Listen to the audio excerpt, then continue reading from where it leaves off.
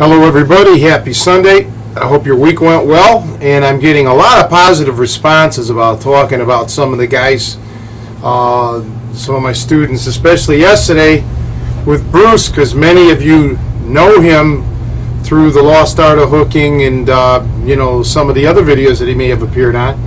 So to continue in that vein, I'm going to discuss another guy who he calls himself the Mighty Mexican Midget, and many of you know him, have met him, and he is phenomenal. We call him Gumby, but really it's Javier Palomo. 5'2", eyes of blue. No, 5'2", and just unbelievable, flexible, talented, and a great man. Javier appeared on several of my videos, probably most prominently on the ripping video where I did some stuff to him.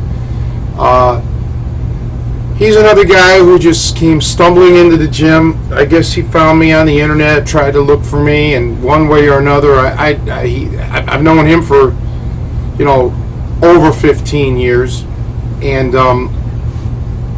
he's just terrific, just a phenomenal guy, incredibly flexible. He's the tester, so to speak. When people think they have their submissions down, we have them try them on Javier, because Javier has that extreme flexibility, and you have to be very precise to get your submissions to work on him. Heart of gold. He's another one who was there for me through when I got sick in 2002. I mean, these guys didn't know me when I got really sick in 1993. I didn't know any of these gentlemen then. But just one of the greatest guys you could ever meet, and he has a diverse background. Did a lot of weapons, did a lot of different martial arts, and he's a consummate student. Wants to always learn.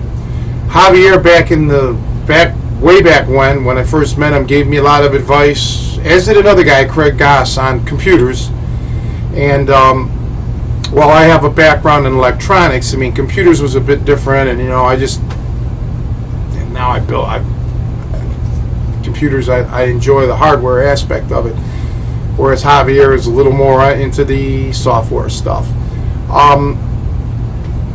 He is just beyond anything else. He's a friend first and foremost.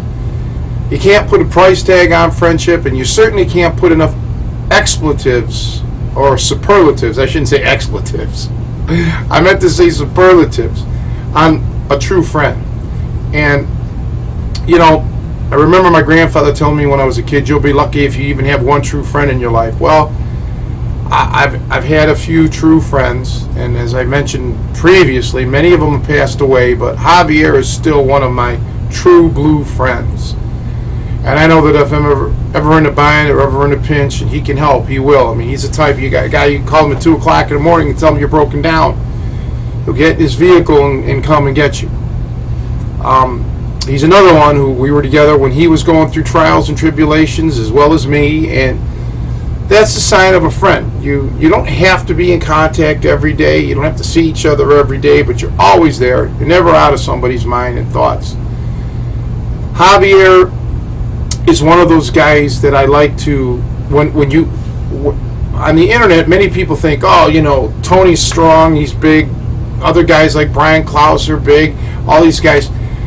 I remember Javier, when I first met him, he really got angry at the people on the television or whatever that would say, like, Hoist Gracie's a small guy, because Gracie was popular then, and he really wasn't at all. Actually, he was above normal for height. I believe he was 6'1", and about 180 pounds. That's the average man is like 5'9", and Javier's like, I'm a small guy. I'm 5'2". I'm a small guy, and he really is. But he's a giant. I've had high-level, world-class guys get on the mat with him, and they marvel at him. I mean, they can get him from size and control, but they don't submit this guy, okay? He's very special.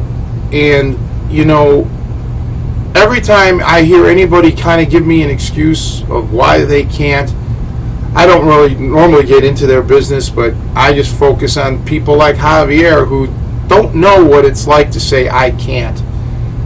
Javier will never say that. All he's ever said is, I haven't yet.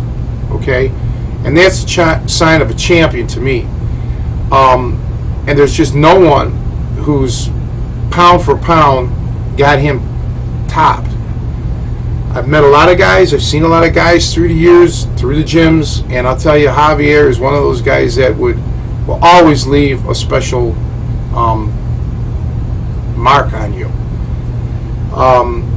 When I first started training Javier, I really didn't get to spend a lot of time with him because, I was not feeling well, and I wasn't spending a lot of time at the gym, and then I got sick, and it really wasn't until about, 2004 or so when we really started kicking it into high gear. But, even so, even before that, though, he picked up like a sponge, and he was really good. And as I said, his quest for knowledge can never be quenched. He's always looking to learn more and to do more. And much like Bruce, he is a hell of an instructor. He can really teach incredibly well. I don't know. I just don't know if I can say anything that wouldn't sound, off the charts, because that's how I feel about the guy. He is just that wonderful. I sometimes think, I've known short guys. He's probably the shortest that I've known, honestly, but I've known guys who are like 5'5", 5'6". They always had attitudes, the guys that I've known. The Napoleon complex, or whatever you want to call it. Well, I'll tell you what, if Javier has that, he's kept it hidden, for me for 15 or so years. Just no ego on the guy. And yet he's the type, he's not a soft sell. He'll tell you to F off, and he calls a spade, and, he calls people out, and, he's got a lot of gumption, and I love the guy. I mean, there's nothing more I can say other than he's fantastic. And him and his wife took photos of my wedding, and just, again, marvelous, super people. So I always like to try to get people to meet him when they come to town. Again, it's hard sometimes now. These guys have lives, they have families, and it's not like it was 15, 20 years ago when everybody was young and had a lot of free time. Time moves on. It's kind of funny when you see these videos. People, I don't know if they do it intentionally, if it's just subconsciously, you kind of get frozen in time, and you kind of think things are still the way they were when these were filmed. People tend to forget that this was filmed in the 90s or the early 2000s. Man, that's 10, 12, 15 years ago. I believe the Lost Art of Hooking is now 16 years ago. Time moves on. And yet our friendships we're all still together, and thankfully some of us are still in the Chicagoland area. Costa, who I'll talk about in the future, he moved out, and he was on my Snap No Tap, and he's no longer in Chicago, and life goes on. But Javier, I want everybody to remember his name, Javier Palomo, because he's not a mighty Mexican midget to me, man. He's a mighty man, period, and he'll always have my undying respect. And in any conversation that I ever had with anybody about athletics, I've always mentioned his name, and I've always said it with the highest accolades. So Javier, I want to say thank you for everything. Thank you for being there for me when I was sick. Thank you for being there for me when I needed help. And I'll always be here for you, buddy. You are one of the greatest people I've ever met in my life. All right, everybody, I will talk to you guys tomorrow. Have a good rest of your Sunday.